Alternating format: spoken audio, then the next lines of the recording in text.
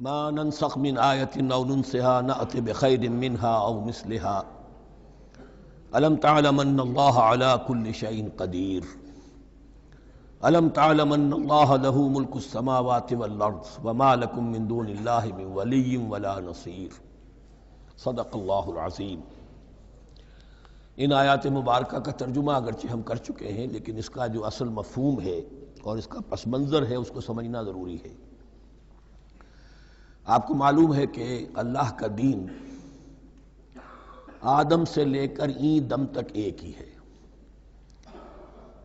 نوح کا دین، موسیٰ کا دین، عیسیٰ کا دین، محمد کا دین صلی اللہ علیہ وسلم علیہ السلام، دین ایک ہی ہے۔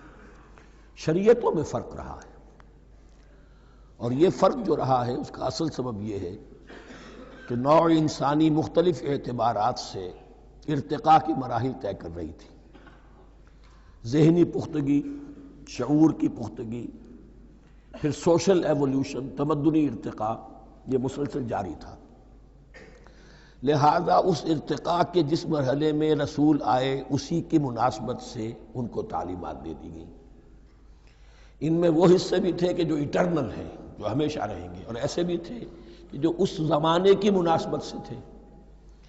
اب جب اگلا رسول آئے گا تو ظاہر بات ہے کہ ان میں سے کچھ چیزوں میں تغیر و تبدل ہو جائے گا، کچھ چیزیں نئی آ جائیں گی، کچھ پرانی ساقط ہو جائیں گی۔ یہ پرانی چیزوں کا ساقط ہونا یہ کہلاتا ہے ناسخ ہونا، ناسخ و منسوخ کا مسئلہ، کہ وہ حکم منسوخ ہو گیا اور اس کی جگہ پر کوئی اور حکم آ گیا ہے۔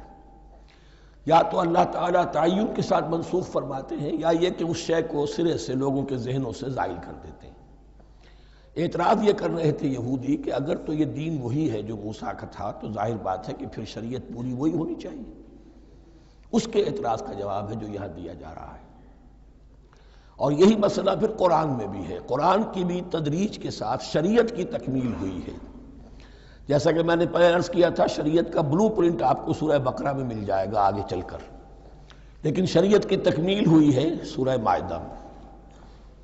یہ جو تقریباً 5-6 سال کا وقفہ ہے، اس میں کچھ احکام شروع میں دیے گئے، پھر ان میں رد و بدل کر کے، اور پھر آخر میں الیوم اکملت لکم دینکم واتممت علیکم نعمتی ورضیت لکم الاسلام دینا۔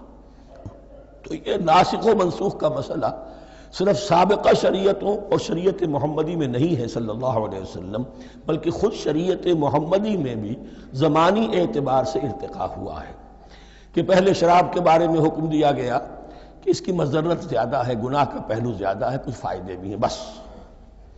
اس کے بعد آیا اگر شراب کے نشے میں ہو تو نماز مت پڑھو، نماز کے قریب مت جاؤ۔ سورہ مائدہ میں آخری حکم آ گیا، حل انتم منتہون، اب باز آتے ہو کہ نہیں آتے، حرام کر دیا گیا۔ تو یہ تدریجاً ہوا ہے۔ تو ناسخ و منسوخ قرآن میں بھی ہے، اور ناسخ و منسوخ قرآن اور تورات کے مابین بھی ہے۔ تو ہم نہیں منسوخ کرتے کوئی آیت یا بھلوا دیتے ہیں اس کو، نأت بخیر منہا، ہم اس سے بھی بہتر لے آتے ہیں، او مثلہا، یا اس جیسی ہی۔ الم تعلم ان اللہ علی کل شیء قدیر، اب یہ کہ یہ تو اللہ کی اتھارٹی ہے، مالک الملک وہ ہے، دین اس کا ہے، اس میں وہ جس طریقے سے چاہے کسی چیز کے اندر تبدیلی پیدا کر دے۔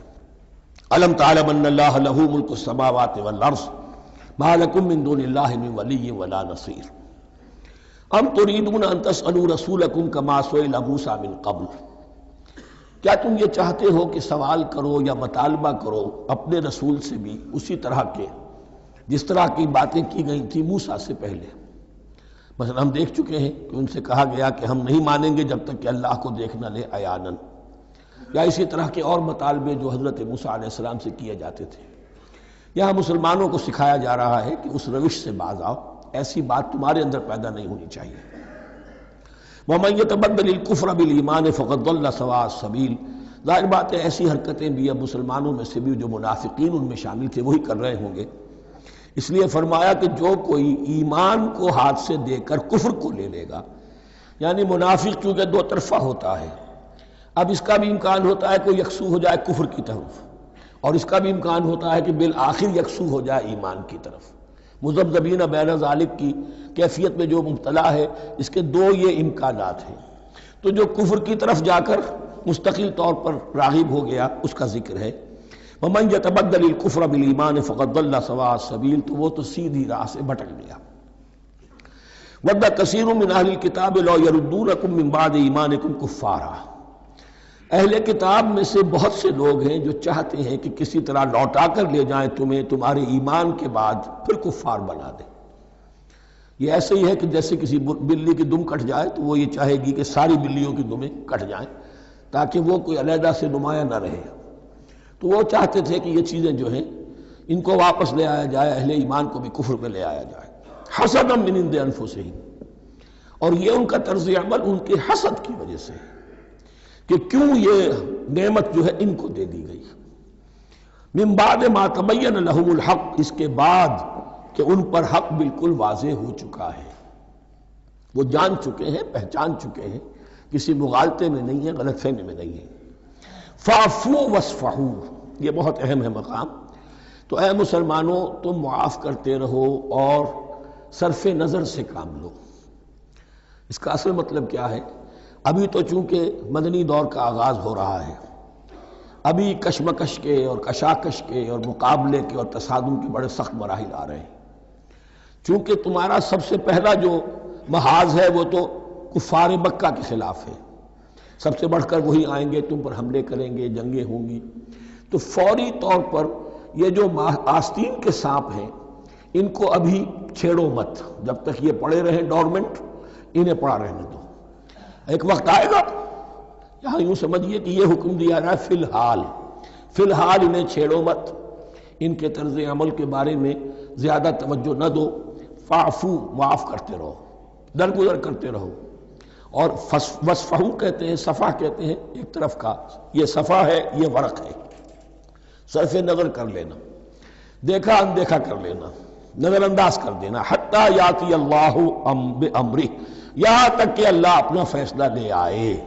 ایک وقت آئے گا کہ پھر مسلمانوں کو غلبہ آخری حاصل ہو جائے گا، اور جب جو یہ باہر کے دشمن ہیں ان سے تم نبٹ لو گے، پھر یہ کہ ان اندرونی دشمنوں کے خلاف بھی تمہیں اب آزادی دی جائے گی کہ ان کو بھی ان کے کیفر کردار تک پہنچا دو۔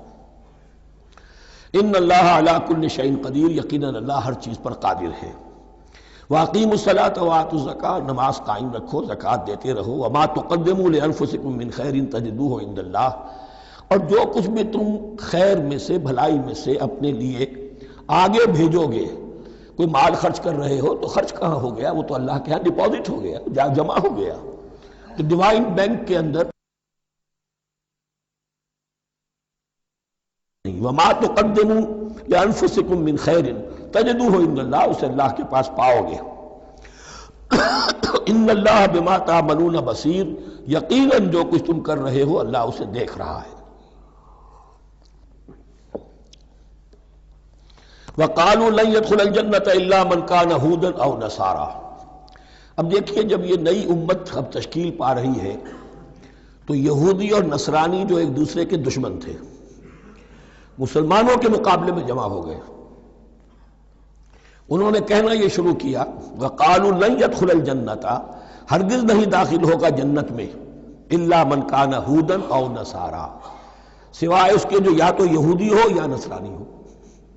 جیسے ہمارے ہاں بھی ہوتا ہے، اہل حدیث کے مقابلے میں دیوبندی بریلوی جمع ہو جائیں گے، چاہے وہ آپس میں ایک دوسرے کے ساتھ جو بھی ان کا بیر ہے وہ اپنی جگہ ہے۔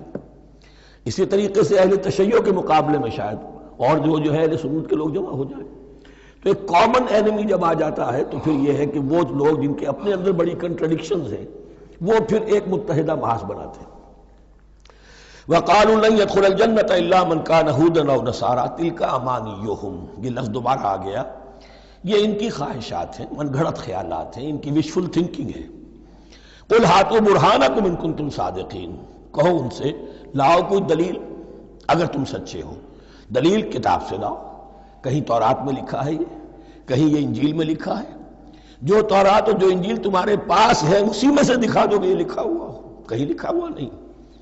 اب یہاں پر وہ یونیورسل ٹروتھ آ رہا ہے، بلا من اسلم وجہہ للہ وہو محسن، کیوں نہیں، ہر وہ شخص کے جو اپنا چہرہ اللہ کے سامنے جھکا دے اور وہ محسن ہو، اس کا رویہ صدق پر، سچائی پر، حسن کردار پر مبنی ہو، سر کا جھکانا منافقانہ نہ ہو، جزوی نہ ہو کہ کچھ مانا کچھ نہیں مانا. بلا من اسلم وجہہ للہ وہو محسن فلہ اجرہ عند ربہ، تو اس کے لیے اس کا اجر محفوظ ہے اس کے رب کے پاس. فلا خوف علیہم ولا هم یحزنون، نہ ان پر کوئی خوف ہوگا اور نہ ہی وہ حزن سے دوچار ہوں گے. یہ دوسری آیت ہے کہ جس سے کچھ لوگوں نے استدلال کیا ہے کہ ایمان بالرسالت ضروری نہیں ہے. اب دیکھیے اس کا جواب وہی ہوگا. نمبر ایک تو یہ، ہر جگہ پر ساری چیزیں بیان نہیں کی جایا کرتی. کوئی چیز کہیں بیان کی گئی، کوئی کہیں بیان کی گئی ہے. کتاب کو لینا ہے تو پوری کو پوری ایک کتاب کی حیثیت سے.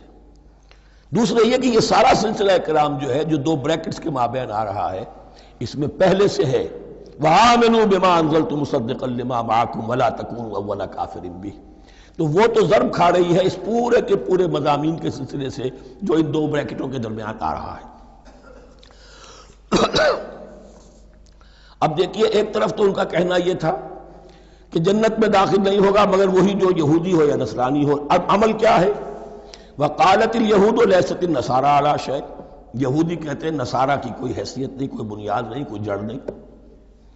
وقالت النصارى لیست اليہود علی شیء. اور نصارہ کہتے ہیں کہ یہود کی کوئی بنیاد نہیں، بے بنیاد لوگ ہیں، کوئی حقیقت ان کی حقانیت ہے ہی نہیں. وہم یتلون الکتاب. اور مزہ یہ ہے کہ دونوں ایک کتاب پڑھ رہے ہیں. اولڈ ٹیسٹمنٹ تو مشترک ہے یہودیوں میں اور عیسائیوں میں. یہ بہت اہم نکتہ ہے. اور جدید عیسائیت میں جو ایک بہت بڑی طاقت ابھر رہی ہے امریکہ میں، وہ ہے کہ جو یہ عیسائیت کو جیوڈائز کر رہی ہے. کیونکہ رومن کیتھولک مذہب جو تھا اس نے تو چونکہ گویا کہ سارا رشتہ توڑ لیا تھا بائبل سے، سارا اختیار پوپ کے ہاتھ میں آ گیا تھا. لیکن پروٹیسٹنٹس نے پھر بائبل کو قبول کیا. اب اس کی منطقی انتہا یہ کہ اولڈ ٹیسٹمنٹ کے اوپر بھی اب ان کی توجہ ہو رہی ہے کہ آخر یہ بھی تو ہم مانتے ہیں کہ ہماری کتاب ہے اور اس میں جو کچھ لکھا ہے اس کو نظر انداز کیسے کر سکتے ہیں. تو حال ہی میں ہم نے جو ایک سیمینار کیا تھا امریکہ میں، جس میں ایک یہودی عالم بھی آئے تھے، ایک عیسائی بھی آئے تھے، اور مسلمانوں کی طرف سے بھی ہمارے ایک ساتھی بلال کوشل نے بات کی تھی. تو وہاں ایک یہودی عالم نے کہا کہ اس وقت اسرائیل کو سب سے بڑی سپورٹ جو مل رہی ہے وہ ان عیسائیوں سے مل رہی ہے امریکہ میں سے، کہ جو اس وقت ایونجلسٹ کہلاتے ہیں وہاں پر، اور جو ایک بڑا فرقہ بن کر ابھر رہے ہیں. بہرحال یہ ان کا طرز عمل ہے. وہم یتلون الکتاب، اور وہ دونوں کے دونوں کتاب کے پڑھنے والے ہیں. کذالک قال الذین لا یعلمون مثل قولہم.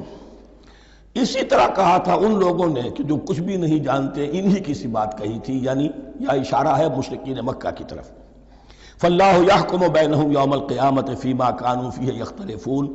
تو اللہ تعالیٰ فیصلہ کر دے گا ان کے مابین قیامت کے دن ان تمام باتوں کا جن میں کہ یہ اختلاف کر رہے تھے.